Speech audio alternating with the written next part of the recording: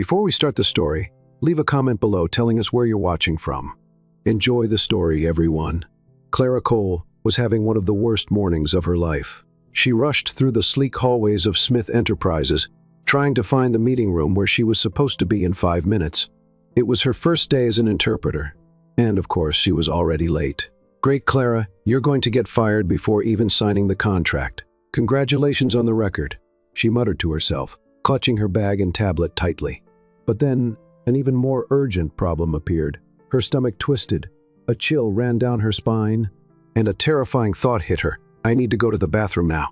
With frantic eyes, she spotted a sign with a little figure. Immediate relief. Without hesitation, she pushed the door open and went in. She rushed to the sink, washed her hands, and let out a sigh. That's when she started noticing something was off. Where were the makeup mirrors? The feminine hygiene bins? And then she heard men's voices. Man, that financial report was a mess. And the boss, "Have you ever seen uncontrollable fury?" Clara froze. Wait, men's voices. She blinked 3 times, looking around. No, this can't be. Her heart stopped. Her brain shut down. Her stomach tightened. She had entered the men's bathroom. In complete panic, she spun around and did what any sensible person would do in that situation. She stepped into the first stall and shut the door. Okay, Clara, don't panic. They'll leave and you can slip out discreetly. No one will ever know. A perfect plan, except for one small detail. She forgot to lock the door. And that's when fate decided to play the worst trick on her. The handle turned, the stall door swung open, and a tall, muscular man wearing only a towel appeared before her. Clara's eyes met the stranger's. "Adam Smith!" she practically screamed, stepping back like she had just seen a ghost. "What is this?" Clara, already frozen in place, screamed too. "Why are you screaming?" Clara yelled, grabbing the closest toilet paper roll as an improvised weapon. "Why are you here?" Adam shot back, trying to figure out if this was some bizarre prank or a hallucination. Clara could only think of 3 words. "I am dead." Her eyes automatically went to the CEO's defined abs, and when she realized she was staring, she looked away so fast she nearly twisted her neck. "I'm sorry. I didn't see anything." "I didn't see anything," she shouted, covering her eyes. "Yes, you did," Adam snapped, clutching his towel like his dignity depended on it. Clara, now in full-blown panic mode, tried to back away but slipped on the mat and landed flat on the floor of the stall. "Ouch!" Adam closed his eyes for a second, as if praying for patience. "Tell me this is a nightmare and I'm going to wake up any second now." Clara, on the verge of a meltdown, tried to gather herself enough to explain. I was. She pointed at the toilet, desperately trying to come up with a plausible excuse. In the men's bathroom, Adam crossed his arms, frowning. Panic spread through Clara like wildfire. I'm from the sanitary safety audit." "Yes, that's it. I was checking if the company's restrooms meet international standards." Adam gave her a look that clearly said, "Do you really think I'm going to believe that? Sanitary safety in the men's restroom during work hours? Yes. It's a new program. Innovative. First company to test it, and now I need to leave." Clara tried to slip past him, but he blocked her way. He sighed. Rubbing his temple like this was the most absurd thing he had ever dealt with. Is this some kind of hidden camera prank? He looked around, checking for any recording devices. Clara's eyes widened in horror. "What? No, I just walked into the wrong place." Adam closed his eyes and took a deep breath, trying to hold on to the last bit of patience he had. "Great. Now get out." Clara tried to stand up quickly but smacked her head against the stall wall. "Ouch!" Adam ran a hand down his face like he was about to have a nervous breakdown. "Are you trying to self-destruct in front of me? Not on purpose. Then move before someone walks in and thinks the CEO is kidnapping an employee in the men's restroom." The mere idea sent Clara into turbo mode. She stumbled out of the stall, tripped over the janitor's cart, and knocked over a bucket of water onto the floor. Adam had to jump to avoid being hit. Clara looked at the mess, then at Adam, then back at the mess. "This is it. Hired and fired on the same day. Get out!" Adam practically shouted. "Yes, sir." And with that, she ran out of the bathroom, her face burning with embarrassment. But the worst was yet to come. When Adam finally pulled himself together, put on his suit, and went to the meeting, there was Clara sitting among the other executives. She tried to smile, visibly nervous. Adam stopped in his tracks. "No way." His eyes narrowed. "What are you doing here?" Clara swallowed hard. "Well, Mr. Smith, I'm your new interpreter." The silence that followed was so tense, you could hear a pin drop. Adam closed his eyes and took a deep breath. "I'm definitely being punished for something I did in a past life." Adam Smith was still trying to process what had just happened. The woman he had found hiding in a stall in the men's restroom, who had nearly scared him to death, who had spilled a bucket of water all over the floor like a walking disaster, was his new interpreter? This had to be some kind of joke from the universe. The meeting room was completely silent. All eyes were shifting between him and Clara Cole, who was now trying unsuccessfully to hide behind a stack of papers. She was visibly sweating. "You," Adam finally broke the silence, narrowing his eyes at her. "You're my interpreter?" Clara, already expecting to be fired before she even started, tried to smile. "Technically, yes. Technically?" Adam repeated, crossing his arms. She cleared her throat and forced a professional tone. "I mean, yes. I was hired to assist with international meetings and ensure smooth communication between the company and foreign investors." Adam blinked slowly, trying to process the information. "And you started your first day by barging into the men's restroom?" Clara closed her eyes for a second, wishing she could disappear. "It was a minor navigation error." "Navigation error?" "Yes. I got lost, got confused, went through the wrong door, and suddenly, poof, I was there in the stall with you. By accident, of course." She let out a nervous laugh. The room remained silent until one of the executives cleared his throat and said, "Well, at least we know Miss Cole has an adventurous spirit." A few people chuckled quietly. Adam, however, was not amused. He ran a hand over his face, trying to keep his patience. "Do I really deserve this? Is the universe punishing me for something?" His eyes landed back on Clara, who was now frantically shuffling papers, pretending to be extremely busy. "Great, now I have to work with her." He pulled out his chair, sat down, and tapped his fingers on the table. "All right, since everyone's here, let's begin." Clara let out a relieved sigh, thinking he would finally leave her alone. But then, "Miss Cole?" She froze. "Translate what I just said.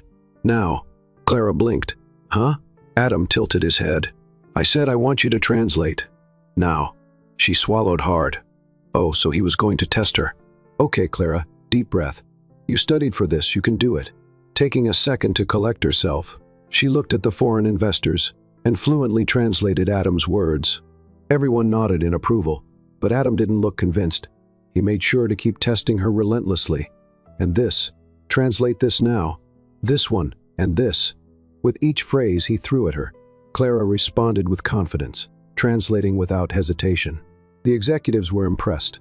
Clara knew what she was doing. She was quick, accurate, and could adapt the language naturally. By the end of the meeting, everyone was satisfied. Everyone except Adam. He was still looking for a reason to get rid of her. As soon as the investors left, he looked directly at Clara. "1 week. You have 1 week to prove you deserve this job," he said, standing up and buttoning his jacket. "If you make even one mistake, you're out." Clara blinked. 1 week? Exactly? She crossed her arms. "You mean if I survive for a week, you can't fire me?" Adam smirked. "If you survive."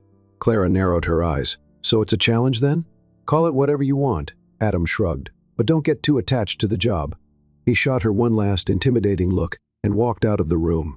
As soon as the door closed, Clara collapsed into her chair, letting out a long sigh. 1 week? Are you kidding me? She was not going to lose this job, and if Adam Smith thought she would give up easily, he was about to be very surprised. In the following days, Adam did everything he could to make Clara fail. He assigned her complex translations, demanded impossible summaries, and scheduled meetings on short notice. But Clara never wavered. She faced every challenge, sometimes stumbling a little, but always recovering. And the most frustrating part? She did it all without losing her sense of humor. One morning, for example, Adam suddenly appeared at her desk and dropped a massive report in front of her. "I need this translated in 2 hours." Clara looked at the stack of pages, then she looked at him. 2 hours? Is there a problem?" She smiled sweetly. No. I was just trying to figure out if you have any concept of time, or if you live in a parallel reality." Adam raised an eyebrow. "I heard that. You were supposed to, Mr. Smith." He narrowed his eyes. "Good. Then stop talking and start translating." Clara sighed but picked up the documents and got to work. And to Adam's frustration, She finished on time, but not every moment was a victory. By the fourth day, Clara was exhausted. She had barely slept, spent the whole day translating contracts, and was so tired that when Adam asked her a question, she answered in German without realizing it. He raised an eyebrow. What? Clara blinked slowly, her brain still catching up. Did I forget to switch to English? Yes. Oh, silence. Well, you should learn German. It's a beautiful language, she said, not even trying to explain herself. Adam ran a hand down his face. This woman is going to drive me insane. By the end of the week, when Clara walked into Adam's office to receive his final verdict, he was standing by the window with his hands in his pockets. Sit down, he said without turning around. Clara obeyed, bracing herself for anything. Finally, he turned to face her. You passed the test. She nearly choked on her own breath. What? Adam sighed. I'll admit, you're better than I expected. Clara blinked. Was that a compliment? Don't get used to it, he said quickly. She grinned. Adam Smith, the grumpy CEO, just admitted that he needs me. This is historic. He narrowed his eyes at her. Just don't get yourself into any more trouble. Clara stood up, grabbing her things. I promise I won't walk into any more men's restrooms. Good, but as she walked out, a small smile slipped onto Adam's lips. He didn't want to admit it, but something about her intrigued him, and that irritated him to no end. Clara was starting to get used to her work routine. Well, almost, because working with Adam Smith felt like a battlefield. The man had a special talent for making things difficult. He was demanding, a perfectionist, and always found a way to test her. If she translated a document in record time, he gave her an even harder one. If she organized all the contracts, he created new requirements just to watch her scramble. Is this a war, Smith? Because I'm ready to fight, Clara muttered to herself while carrying a pile of files. Adam happened to walk by at that moment and raised an eyebrow. What did you say? She froze. Nothing. I was just talking to no one. He gave her a once-over, rolled his eyes, and walked back to his office. Clara took a deep breath. Okay, I just need to survive another day. That can't be too hard, right? Clara was deeply focused translating a massive report when a document landed right in front of her face. She blinked and looked up. It was Adam. I need this translated. How much time do I have? He crossed his arms and tilted his head. Now. Clara blinked. Now? Is there a problem? She took a deep breath and grabbed the document. No problem. I was just wondering if you happen to follow a religion that forbids giving people reasonable deadlines. He raised an eyebrow. What was that? Nothing. I'm on it. She locked herself in the conference room and started translating, as if her life depended on it. Adam knew he was pushing her hard. He wanted to see her fail, but Clara wasn't about to give up. 2 hours later, she walked into his office holding the translated document. Here you go, Mr. Smith. Proofread and everything. Adam took the file and carefully examined it. Clara held her breath and then, it's acceptable. She raised an eyebrow. Acceptable? Yes. Acceptable means perfect, brilliant, and better than I expected. But in Adam Smith language, right? He closed the folder and ignored her teasing. Clara smiled, satisfied. She was winning these little battles, but Adam wasn't going to make it easy. That afternoon, Adam had an important meeting with a group of foreign investors. Clara was there to translate. The room was full of men in suits, all staring at Adam as if he were a king about to make decisions that would change their lives. Clara remained professional, translating everything with precision. But then one of the investors made a mistake when mentioning numerical values. He said the investment should be 20 million, when in reality, the correct number was 200 million. Clara caught the mistake immediately. She looked at Adam, waiting for him to correct it, but he remained silent. It was a test. Clara swallowed hard. If I correct him, I'm overstepping my position. If I don't, I could harm the deal. She made a decision. With a firm voice, she corrected the number without hesitation. The investor looked confused for a second, then realized the mistake and nodded. Adam showed no reaction. The meeting continued, but when it ended and all the investors had left, he turned to her. You caught that mistake quickly. Clara held her breath. Yes. And you had the courage to correct it. Yes. Silence, and then, good job. Clara blinked several times. Sorry, could you repeat that? Adam raised an eyebrow. What? Did you just compliment me? Because I think I heard something like that. He rolled his eyes. Don't get used to it. Clara smiled, and then, for the first time, Adam realized he was starting to enjoy her presence. Clara was beginning to understand how Adam Smith's mind worked. He was a mix of military discipline, extreme perfectionism, and a touch of emotional detachment. But behind that unshakable facade, there was something she couldn't quite figure out, a mystery that, the more time passed, the more evident it became. The past few days had been challenging, but Clara was determined to prove she belonged there. No matter how much he tested her, no matter how many times he rolled his eyes at her comments or tried to make her quit, she had won one of the toughest challenges, earning a compliment from him, even if it was reluctant. Still, there was something about Adam that intrigued her. She had dealt with demanding bosses before, but none of them seemed to carry the weight he did. And that night, at the company's gala event, she finally got a clue about what it was. The event was grand, luxurious halls, impeccably dressed waiters moving around with champagne glasses, guests in tailored suits, and elegant evening gowns. Clara had been instructed to be there to assist Adam in case any translation was needed for foreign business partners.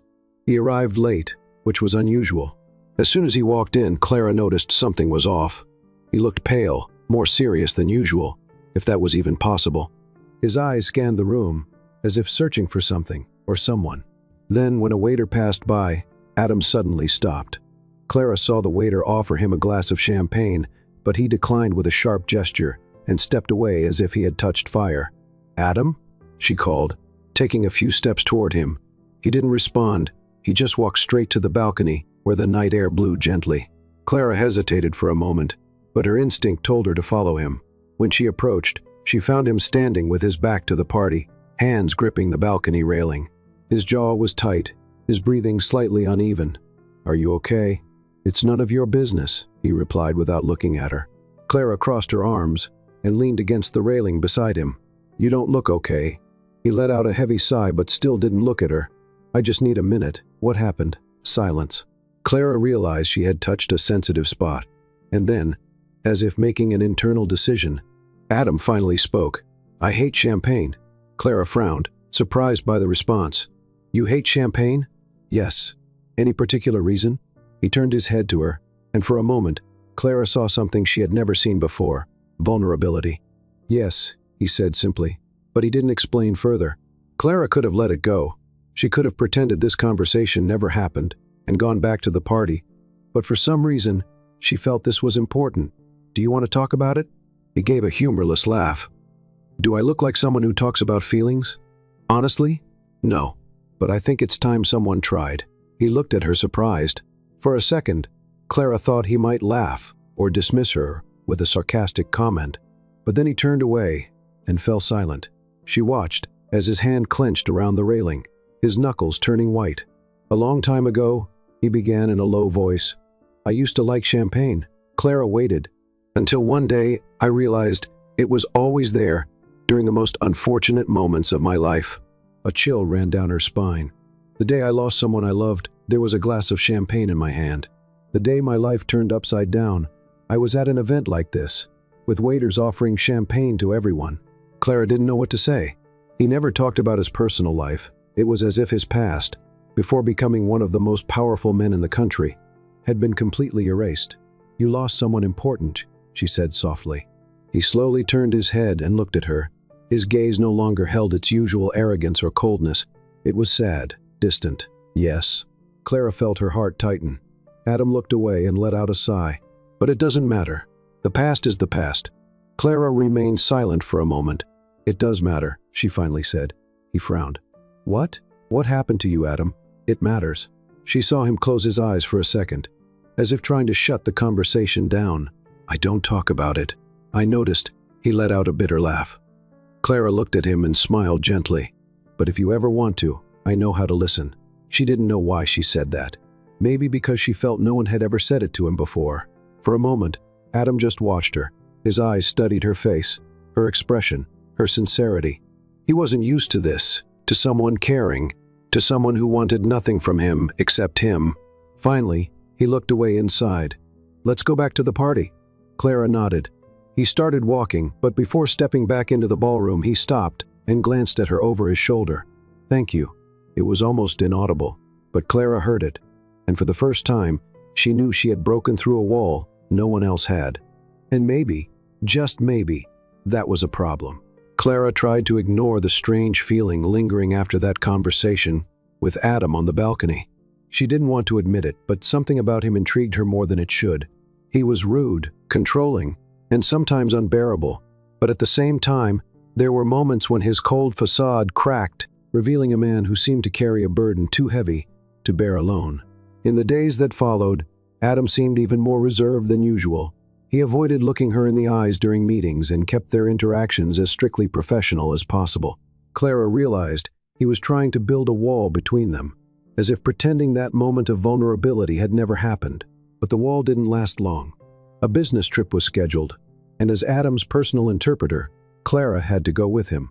It was an international conference, and many important meetings depended on clear communication between participants. Clara wasn't worried about her work. She knew she was good at it, but spending so much time with Adam outside the office made her uneasy. The flight was smooth, but Clara noticed that Adam was even quieter than usual during the trip. He kept his eyes glued to his tablet, reviewing reports and ignoring any of her attempts at small talk. When they arrived at the hotel where the conference was being held, Clara was impressed by the luxury of the place. The main hall was decorated with dazzling chandeliers and polished marble walls, the kind of setting where Adam seemed to belong naturally. She picked up her room key and was about to say goodnight and head off to rest when she heard Adam's cold voice behind her. "Dinner at 8. Don't be late." She turned around, surprised. "What?" "Dinner tonight with investors. Wear something appropriate." She raised an eyebrow. "Something appropriate? Are you implying I don't know how to dress?" He gave her a bored look. "I'm saying you can't just show up wearing whatever you want. You need to present a professional image." "Oh, thanks for the advice, fashion guru." Adam just sighed and walked toward the elevator without responding. Clara shook her head and headed to her room, muttering to herself. The dinner was a formal event, and to Clara's surprise, Adam seemed different. He was still the serious, imposing CEO, but in that environment, he appeared even more untouchable, like he was made of steel. Throughout the night, he kept a polite smile as he spoke with the investors, but Clara knew it was all a mask. When dinner was finally over, both of them were exhausted. They stepped into the elevator to head back to their rooms, and as soon as the doors closed, Clara let out a relieved sigh. "I never thought I'd say this, but I actually missed the grumpy Adam from the office. This social side of you is terrifying." He shot her a sideways glance. "And I never thought I'd say this, but you talk too much." She rolled her eyes, but before she could respond, the elevator suddenly jolted and came to a stop. Clara's eyes widened as she turned to Adam, waiting for him to say this was normal. "What was that?" He pressed a few buttons on the panel, but nothing happened. "Looks like we're stuck." A wave of panic crept up her spine. She had never liked small, enclosed spaces, and getting trapped in an elevator with Adam Smith was definitely not on her agenda. "Relax," he said, as if that was the easiest thing in the world. "Relax? We're stuck inside a metal box suspended in midair, Adam. How exactly do you expect me to relax?" He looked at her, half annoyed, half amused. "Have you ever been stuck in an elevator before?" "No." "Then maybe this is a great opportunity to expand your life experiences." Clara let out a sharp breath. "Oh, fantastic. I've always dreamed of a near-death experience with my unbearable boss." Ignoring her comment, Adam picked up the emergency phone. After a brief conversation, he hung up and sighed. "It's going to take at least an hour to fix." Clara's eyes went wide. "An hour? I'm going to die in here." "You're not going to die." "You don't know that. What if we run out of oxygen?" Adam let out a long sigh as if dealing with an overly dramatic child. "Clara, the elevator isn't airtight. You're not going to suffocate." She crossed her arms and started pacing in the small space, visibly restless. "I knew something would go wrong on this trip. I could feel it. My gut was telling me, Clara, don't go. You'll end up stuck in an elevator with a man who has the emotional range of a door." "But I came anyway." Adam raised an eyebrow. "I have the emotional range of a door?" "Yes. You never show emotions. The only time I saw anything remotely different was on the event balcony, and even then you shut down in 2 seconds." He narrowed his eyes, but before he could respond, Clara lost her balance and stumbled. Before she could fall, Adam caught her by the arm and pulled her close. It happened fast, just a reflex, but suddenly Clara found herself pressed against his chest, and the elevator felt smaller than ever. She looked up and met his gaze. For the first time, there was no cold exterior, no shield of arrogance, Just him. Clara's heart pounded, and for a moment, time stood still. She saw the shift in his expression, the exact moment he realized what was happening, the exact moment he realized he wanted this, just as much as she did. But before anything could happen, the elevator started moving again. Clara quickly stepped back, her face burning. Adam cleared his throat, adjusted his suit, and looked away. When the door finally opened, they stepped out without saying a word. But as they walked in opposite directions down the hotel hallway, Clara knew something had changed. And from the way Adam glanced at her before entering his room, she knew he felt it too. The problem was, what were they supposed to do about it? The next morning, Clara woke up determined to act like nothing had happened in the elevator. It was just a weird moment, a slip-up caused by exhaustion and being stuck in a small space, nothing more. But ignoring thoughts of Adam was nearly impossible, especially since he was acting even more distant than usual. During the conference meetings, he kept his distance and barely looked in her direction. She knew he was trying to pretend nothing had happened, but that only made things more awkward. After an entire day of meetings and formal events, the team was invited to a corporate dinner with important investors. Clara didn't want to go. She was exhausted and would rather lock herself in her hotel room with a good book and forget that her life had become a mess of complicated emotions. But of course, Adam decided her presence was necessary. "It's not optional," he said flatly when she tried to argue. "You have to be there." And that's how Clara ended up sitting at a luxurious table, listening to endless conversations about mergers and investments while trying to ignore the fact that Adam was sitting right beside her. She forced herself to relax, taking a deep breath as she sipped her wine. After all, what could possibly go wrong? The problem started when one of the investors, a man named Caleb Bradford, began paying too much attention to Clara.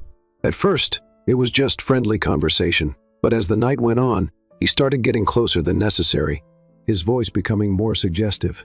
"You're different from the other interpreters I've met," he said with a smile that Clara didn't like one bit. "Oh, that's interesting," she replied, forcing a polite smile. "I mean it. You have a charming way about you. I bet you're very popular with men." Clara felt the chair next to her shift, and in the blink of an eye, Adam spoke before she could even respond. "She's with someone." His tone was cold, sharp. Clara froze. It wasn't just what he said, it was how he said it. Caleb narrowed his eyes. "With someone?" Adam took a sip of his wine. His posture relaxed, but his gaze dangerous. "Yes." Clara blinked, confused. "I am?" Adam glanced at her briefly, as if warning her in silence not to contradict him. Caleb chuckled. "Funny, she didn't seem to know that." "She does now," Adam said flatly. Silence hung over the table for a moment, but Caleb didn't look convinced. He leaned forward, still looking at Clara. "Well, if you ever change your mind, I'd love to take you to dinner." It was quick. Adam set his wine glass down with a soft thud, and before Clara could even process it, he shot back. "She won't change her mind." Caleb raised his hands. "Relax, just a joke." But Adam didn't look relaxed at all. Clara didn't know if she wanted to punch him for acting that way, or if she felt oddly flattered. When dinner finally ended, Adam left the table without waiting for anyone. Clara had no choice but to go after him. The moment they stepped outside into the hotel garden, she finally exploded. "What was that?" He stopped walking and looked at her. "That was me solving a problem before it started." "A problem? What do you think I am?" "A classified file that needs extra security." He sighed, running a hand through his hair. He was crossing a line. "And you think playing the caveman and claiming I'm with someone was the best solution?" "It worked, didn't it?" Clara's eyes widened. "Are you kidding me?" He looked at her for a long moment, his dark eyes seeming to assess her. "I didn't like the way he was looking at you." Clara's heart pounded. "That doesn't give you the right to act like you have some sort of claim over me." Adam's jaw tightened. "You don't get it, do you?" "What?" He took a deep breath. "You throw me off balance, Clara, and I'm not used to that." She blinked, caught off guard.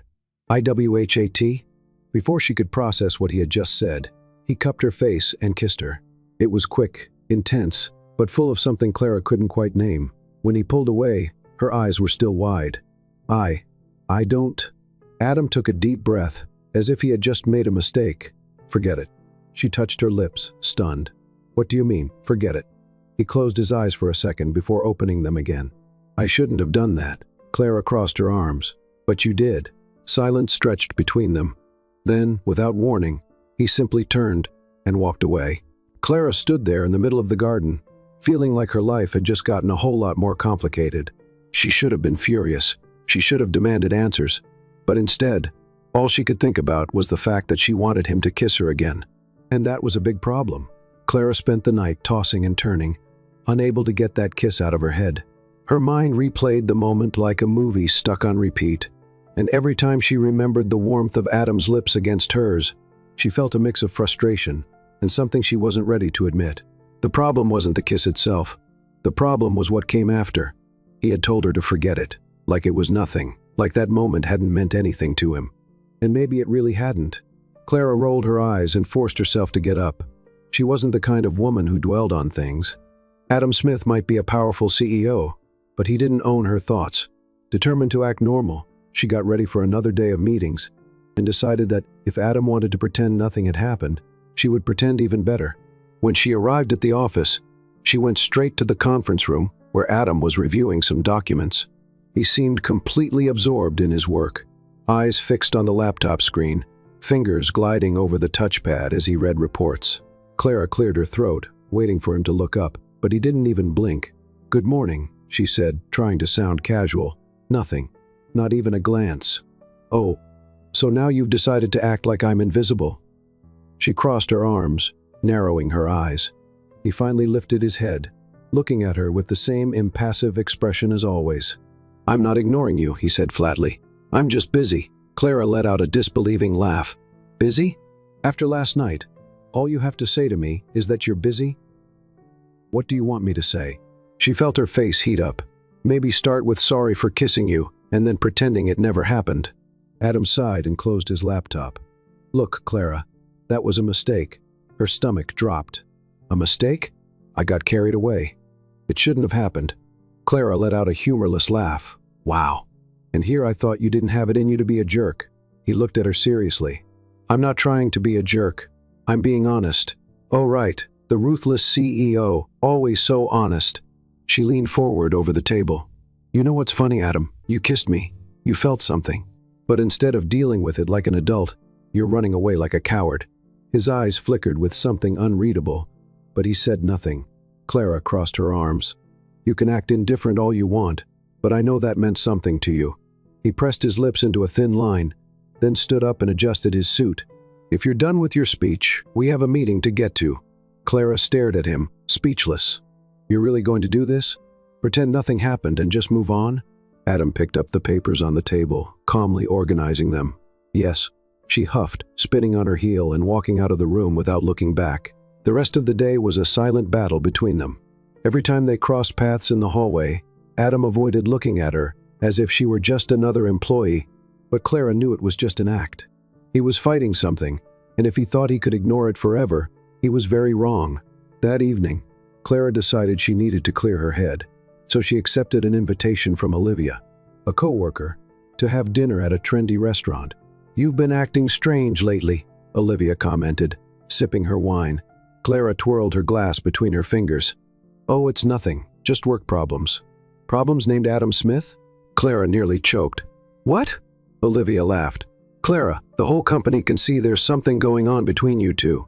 The way he looks at you, he doesn't look at me at all.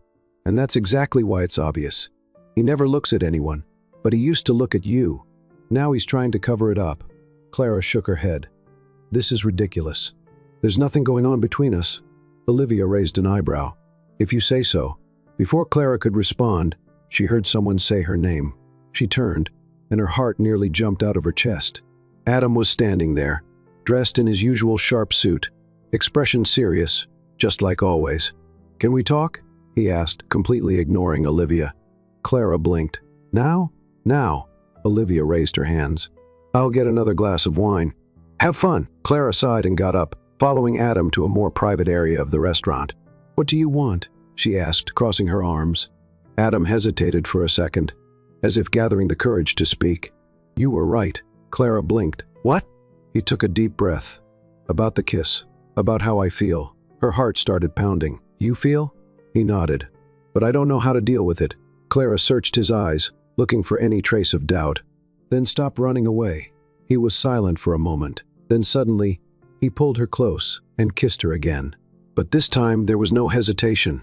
The kiss was intense, full of all the emotions he had been holding back, as if he was finally allowing himself to feel. When they pulled apart, Clara smiled. "Now that makes more sense." Adam chuckled, resting his forehead against hers. "I'm terrible at admitting feelings," she laughed. "And I'm terrible at accepting apologies." He ran his fingers gently over her face. "Can we try again?" Clara smiled. "We can." And this time, there were no more excuses. Clara woke up that morning with a mix of emotions. The kiss from the night before still burned in her memory, but the uncertainty about what would come next weighed on her. Adam wasn't an easy man. He avoided emotions like the plague, and now he had given in. But for how long? When she arrived at the office, she noticed the curious looks from some colleagues. Gossip spread fast around there, and the fact that Adam Smith, the man known for being cold and untouchable, had been spotted at a restaurant, kissing his interpreter, was bound to fuel rumors for weeks. Clara grabbed a coffee and headed straight to the meeting room. She had decided she wouldn't act any differently, but she knew Adam wouldn't follow the same plan. And as expected, when he walked into the room, he didn't look directly at her. "Good morning." His voice was neutral, as always. Clara raised an eyebrow. "Good morning. Did you sleep well?" He hesitated for a second, before answering without meeting her eyes. "Yes. And you?" She held back a smile.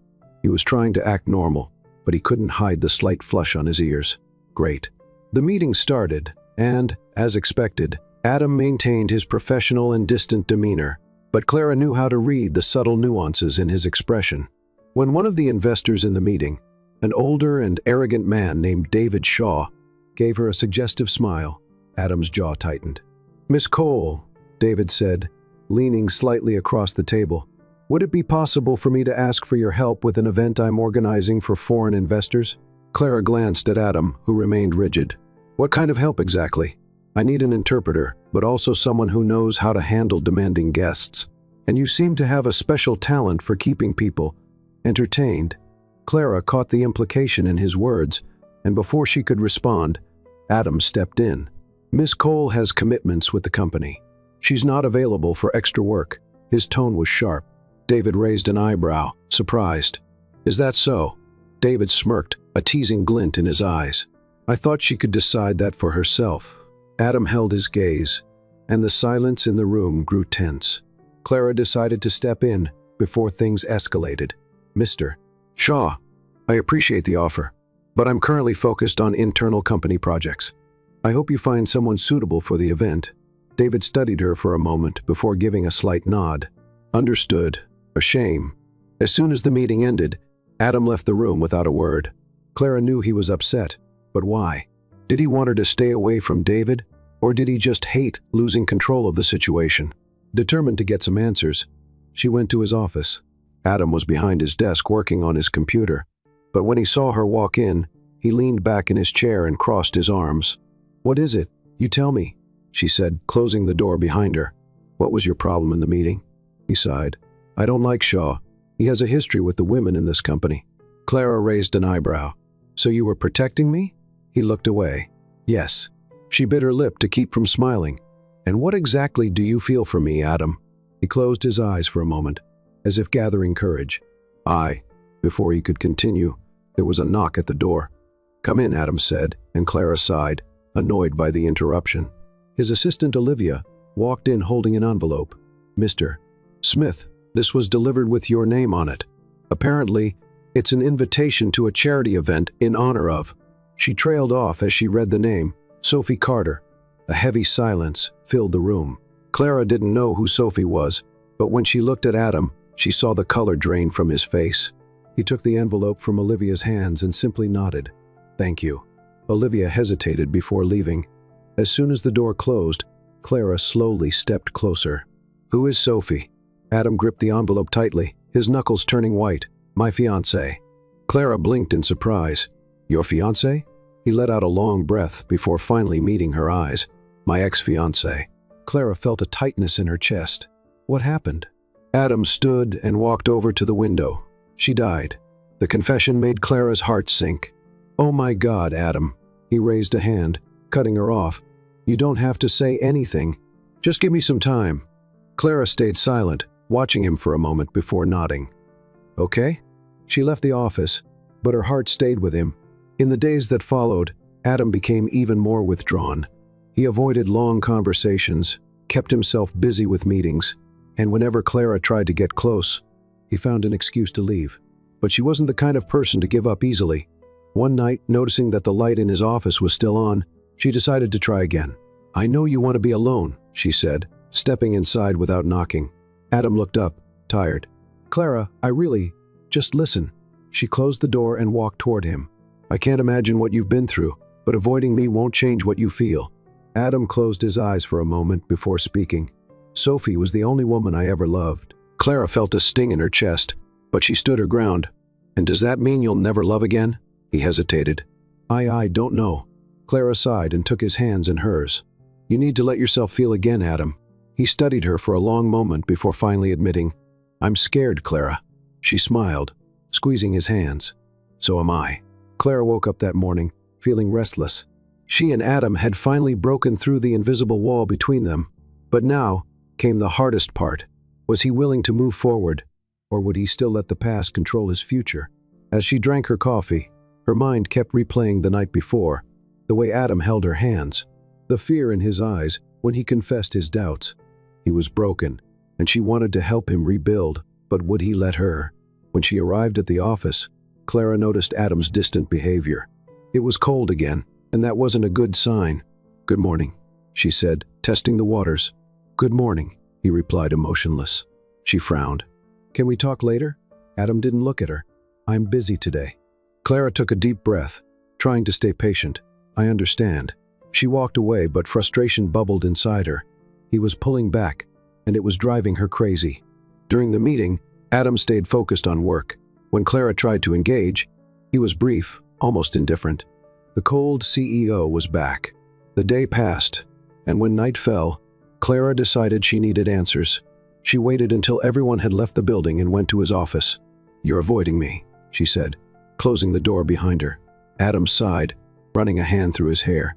"Clara, I don't." "Yes, you are," she cut him off. "Last night you finally opened up to me, and now you're shutting me out again." He stayed silent. "What happened?" He hesitated before answering. "I don't know if I can do this." Clara crossed her arms. "Why?" He stood up, pacing the room. "I have feelings for you, Clara. Feelings I haven't had in a long time." Her heart pounded at his words. "Then, what's the problem?" He stopped and looked at her. "What if I can't give you what you deserve?" Clara took a deep breath, trying to keep her frustration in check. "You think I don't know what I'm getting into? I know you have scars, Adam, but that doesn't mean you can't love again." He looked away. "I don't want to hurt you." She stepped closer, cupping his face and making him look at her. "Then stop hurting me now." His eyes were filled with conflict, but before he could answer, Clara's phone rang. She looked at the screen, and her stomach dropped. It was an email from the company, an official statement. "Miss Clara Cole has resigned from the company, approved by CEO Adam Smith." Clara froze. "What is this?" Adam stiffened. "Clara." She took a step back, gripping her phone tightly. "You signed my resignation?" He closed his eyes for a moment. "I thought that you wouldn't stay after what happened." Her voice trembled. "You decided for me." He nodded slowly.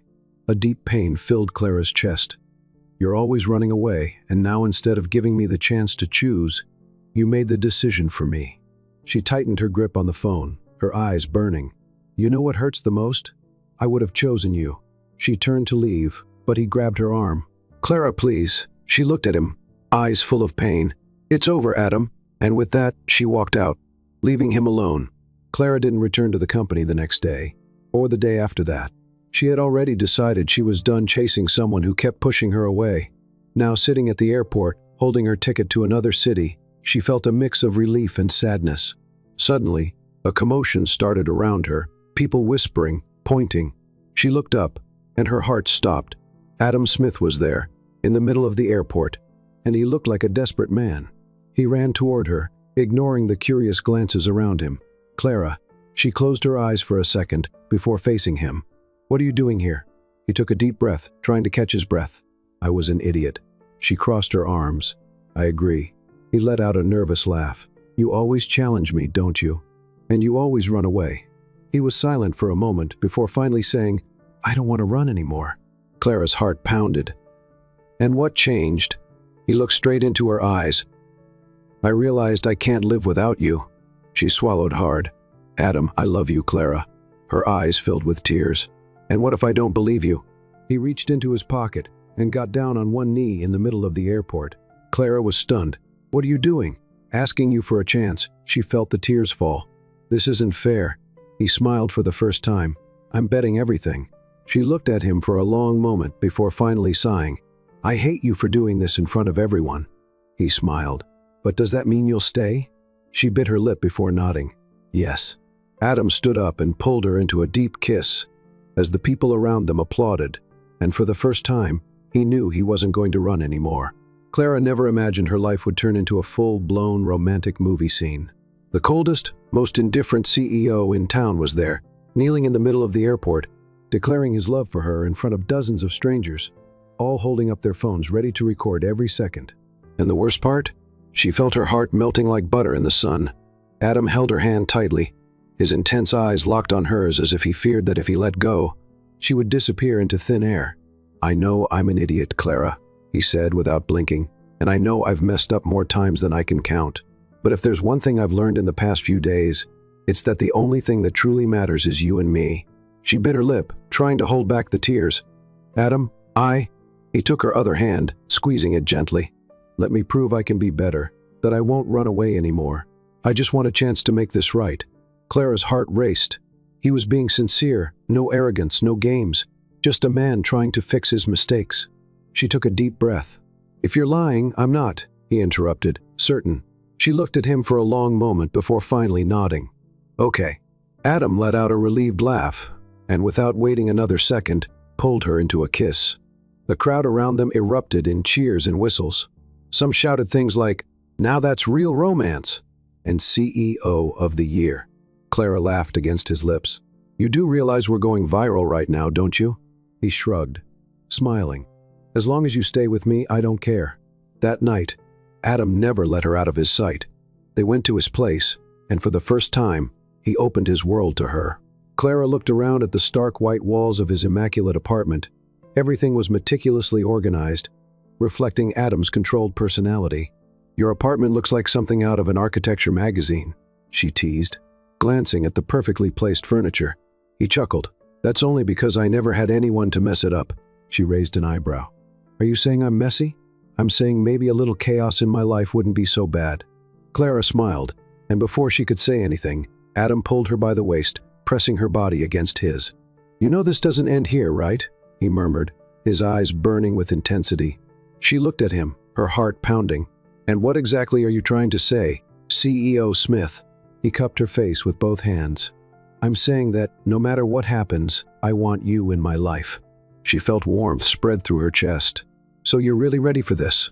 For something real? He didn't hesitate. Yes. Clara smiled. Okay. The following days were different. For the first time, Adam and Clara were together without barriers, without excuses, without fear. He made sure to have lunch with her, to pick her up for meetings with a coffee in hand, to pull her into a kiss when he thought no one was watching, though the whole company already knew. Clara felt happy, truly happy. But then came the surprise. She started feeling off. Sudden exhaustion, frequent dizziness, and strange cravings for things she wouldn't normally eat. And it wasn't until she spent an entire morning feeling nauseous in the bathroom that she realized what was happening. Clara swallowed hard. This can't be. She grabbed her phone and scheduled an appointment right away. The next day, she was sitting in the doctor's waiting room, her heart pounding. The doctor walked in with a warm smile. Good morning, Miss Cole. How are you feeling? Clara swallowed hard, apparently nauseous. The doctor chuckled. Well, let's find out why. A short time later, the confirmation came. Congratulations, you're pregnant. Clara felt the ground disappear beneath her. She blinked a few times, trying to process. Pregnant? The doctor smiled. Yes. Based on the tests, you're about 6 weeks along. Clara covered her mouth with her hands. She was expecting Adam's baby. A wave of emotions washed over her. Fear, joy, anxiety. How would he react? She looked down at the positive test in her hand and knew she couldn't put off the conversation any longer. That night, she went to his apartment. Adam greeted her with a smile. You took a while. I was about to come get you. Clara smiled nervously. I needed to think. He noticed the tension on her face and frowned. What is it? Did something happen? She took a deep breath. Yes. He took her hands in his. Clara, you're scaring me. She bit her lip. I'm pregnant. Time seemed to freeze. Adam stood still for a few seconds. His eyes widened slightly. His mouth opened, but no words came out. What? Clara felt a lump in her throat. I know it's a shock. I was surprised too, but it's real. Adam blinked a few times, trying to process. Then suddenly, he laughed. Pregnant? She watched him, unsure. Are you okay? He pulled her into a tight embrace, burying his face in her hair. I never imagined this, but it's the best news I've ever gotten. Clara felt tears welling up. So you're not scared? He pulled back slightly, cupping her face with both hands. Scared? Yes. But I'm also happy. Really happy. She smiled, relieved. Me too. He looked deep into her eyes. Marry me. Clara blinked in surprise. What? Adam smiled. Marry me. Not just because of the baby, but because I want to spend the rest of my life with you. Tears streamed down her face. Are you serious? I've never been more serious. She let out a shaky laugh, overwhelmed.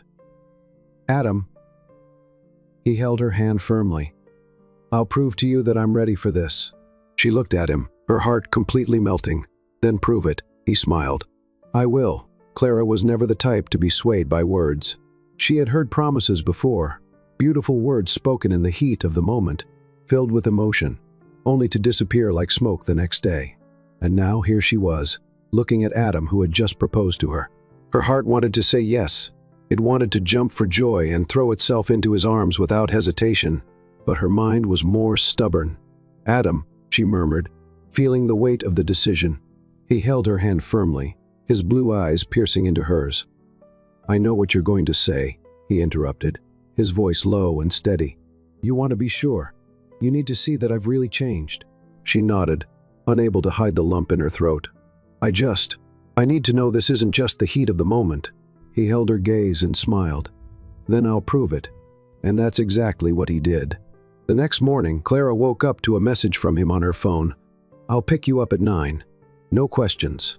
She frowned, but knowing he had a history of surprises, decided to just go with it.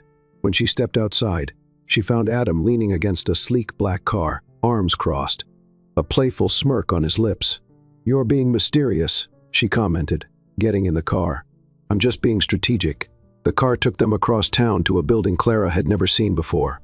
As they got out, she noticed a large golden sign above the glass doors, Bright Futures Community Center. She looked at him, confused. What are we doing here?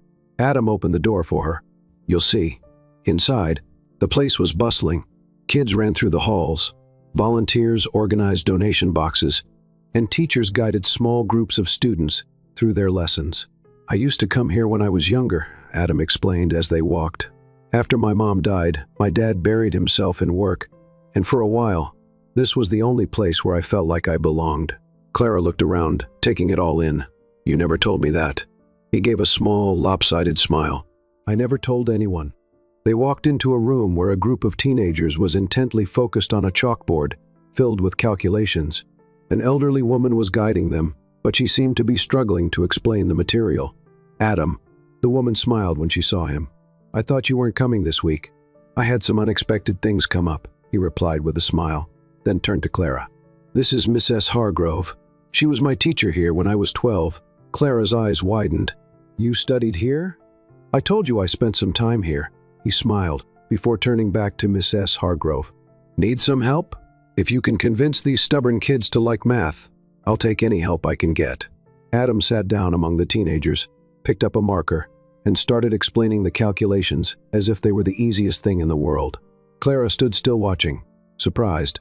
She had seen Adam in many different versions. The relentless CEO, the charming man, the stubborn one who refused to take no for an answer. But this version? This was new, and she loved every second of it. Hours later, as they were heading home, Clara finally spoke. Do you do this every week? Adam nodded. Whenever I can. She smiled, touched. I never imagined you were this kind of man. He glanced at her. What kind of man? The kind who cares about others. Adam let out a short laugh. I always have. You just didn't see it. Clara bit her lip, feeling her heart race. "And was this part of your test?" He stopped at a red light and turned fully toward her. "I want you to see every part of me, Clara. Not just the CEO, not just the man who kisses you when he thinks no one is watching. I want you to see who I really am." She held his gaze, feeling the emotion rise within her. "I see you." Days passed, and Adam never stopped proving his commitment. He rearranged his schedule to make time for them. He brought Clara coffee at work. He insisted on picking her up, even when he could have sent a driver. Not a day went by without him asking how she was feeling. And most importantly, he never ran away again. That's when Clara realized she already had her answer. One night, as they had dinner in his apartment, Clara set her utensils down and took a deep breath. "Adam?" He looked up. "Yes?" She wet her lips, feeling nervous. "I want to say yes." He frowned. "Yes to what?" She smiled. "Yes to you." Adam blinked. "You mean?" She nodded. "Yes." He was still for a moment, and then, without hesitation, he stood up, walked around the table, and pulled her into a deep, emotion-filled kiss. Clara smiled against his lips. "Does that mean you like my answer?" He chuckled, resting his forehead against hers. "I've never liked anything more in my life." She wrapped her arms around his neck. "Then I guess we're officially in this together." He cupped her face in his hands. "We always have been." And in that moment, Clara knew there was no more doubt. She was exactly where she was meant to be. The past few months had been a whirlwind of emotions for Clara. If someone had told her that her life would change so drastically from the day she accidentally walked into the men's restroom at the office, she would have laughed and called them crazy. But now, here she was, lying on an exam table, cold gel on her belly, holding Adam's hand as they both watched the ultrasound screen intently. "And here is your baby," the doctor said, pointing at the screen. Adam's grip on Clara's hand tightened slightly. His normally serious, composed face was softened by emotion. "That little dot right there, that's our baby?" he asked, his voice slightly rough. Clara nodded, feeling a lump form in her throat. "Yes, Adam, that's our baby." He let out a quiet, incredulous laugh, running a hand through his hair. "Wow." The doctor smiled. "Everything looks good. The baby is developing well." Clara looked at Adam and saw that he was completely mesmerized by the screen, as if nothing else in the world mattered at that moment. "Are you okay?" she asked, laughing a little. He blinked, as if snapping back to reality. "Yeah, I'm a CEO. I spend my days making big decisions, closing million-dollar deals, and now all of that feels insignificant compared to this." Clara smiled, feeling her heart melt. "I know." The doctor wiped the gel from Clara's belly and handed them a few printed ultrasound images. "I'll leave you two to enjoy this moment. See you at the next appointment." Clara and Adam walked out of the doctor's office hand in hand, still silent. In the car, as he stared at the images of their baby, Adam spoke softly. "This is real. We're going to be parents." She looked at him, her strong, unshakable man in business, now completely vulnerable and emotional over something so simple and yet so grand. "Yes, Adam, we're going to be parents." He placed his hand on her belly and smiled. "I never imagined anything could make me this happy." The next few months flew by. Adam made sure to go with her to every appointment, holding her hand during each exam, celebrating every bit of progress. He got ridiculously excited every time he heard the baby's heartbeat or saw Clara's belly grow. "Do you realize that I'm officially obsessed with this baby?" he said one day, reading a parenting book while gently rubbing her belly. Clara laughed. "I've already noticed. Have you thought of any names?" he asked, looking at her. "Not yet." "What about you?" He smirked. "I have a few ideas, but I think we should wait until we see her little face before deciding." She raised an eyebrow. "Huh?" He shrugged. "I have a feeling it's going to be a girl." Clara laughed. "Well, if it is, are you ready to be the father of a mini version of me?" He made a dramatic, terrified face. "God help us." She playfully smacked his arm, laughing, and Adam pulled her in for a kiss. "Boy or girl, I already love this little one more than I ever thought possible." Clara sighed, resting her forehead against his. "Me too." The wedding happened before the baby was born, and like everything between them, it was a mix of emotion, love, and of course, a little chaos. On the day of the ceremony, Clara was in the hotel room getting ready when her best friend Aurora rushed in. "We have a little problem." Clara, who was just finishing putting on her dress, widened her eyes. What? Did Adam run away? Aurora huffed. Of course not, but he's freaking out. Freaking out how? Aurora sighed. Like a control freak CEO who can't handle not being in charge. He's checking the wedding schedule every 5 minutes, making sure everything is perfect, and basically stressing out half the event staff. Clara laughed. He just wants everything to be perfect. Yes, and if he keeps this up, the groom will pass out before you even walk down the aisle. Clara took a deep breath, smoothed her dress, and smiled. I'll handle it. 5 minutes later, Clara found Adam in the hotel garden where the ceremony would take place. He was pacing back and forth, talking to one of the planners, clearly tense. Adam? He turned quickly, eyes wide as he saw her still in her wedding dress. Clara, you're not to see me before the ceremony.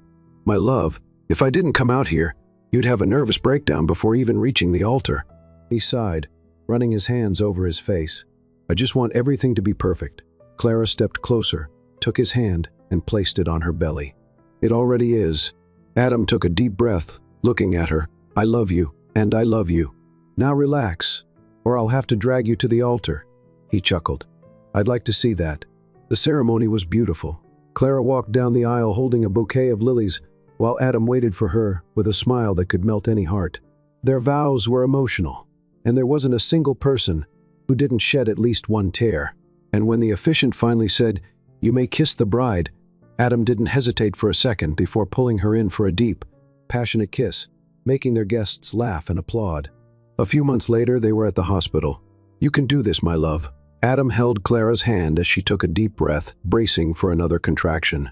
I am never letting you touch me again, she screamed, squeezing his hand tightly. Adam laughed, even as he felt his fingers going numb. That's fine. I'll take my punishment, but first, let's bring our daughter into the world. And then, minutes later, the first cry echoed through the room. It's a girl, the doctor announced. Adam looked at Clara, his eyes brimming with tears. I knew it! Clara laughed, exhausted but overjoyed. Soon a nurse placed the baby in Clara's arms, and she felt tears stream down her face as she looked at the tiny little face. Hi, my love. Adam leaned in, kissing his daughter's forehead and then Clara's. She's perfect. Yes, she is. He took his daughter's tiny hand and whispered, Welcome to the world, my princess. And in that moment, with his wife by his side and his daughter in his arms, Adam knew he would never in his entire life be happier than he was right then. Ket thuk voi loi moi tuong tak tu ngoi ke shuyan. Have you ever walked into the wrong restroom by mistake? What did you think of Adam and Clara's story? Leave your thoughts in the comments. On a scale from 0 to 10, how would you rate this story? Subscribe to the channel and turn on notifications to keep up with all our stories. And don't forget to check out more touching stories by clicking here on the final screen.